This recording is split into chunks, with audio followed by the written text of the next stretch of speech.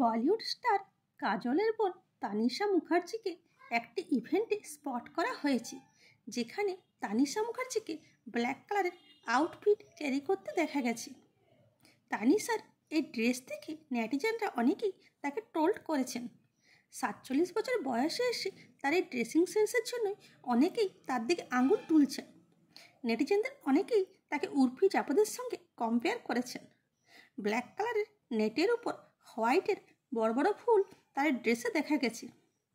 তার এই ড্রেস থেকে অনেকেই উর্ফির কথা মনে পড়ছে। কানে বড় ইয়াররিংসের সাথে পা থেকে গলা পর্যন্ত তানিশাকে এই নেটের ড্রেস ক্যারি করতে দেখা যায়। এর আগেও তানিশাকে তার ড্রেসের জন্য ট্রোল করা হয়েছে। আগে ওই অভিনেত্রী কিছু বলিউড ফিল্ম করলেও বর্তমানে তিনি অভিনয় থেকে দূরেই আছেন। এরকমই ভিডিও পেতে চ্যানেলটিকে লাইক, শেয়ার ও সাবস্ক্রাইব করুন। আর ফেসবুক, ইনস্টা থেকে দেখে থাকলে ফলো করুন। Thanks for watching.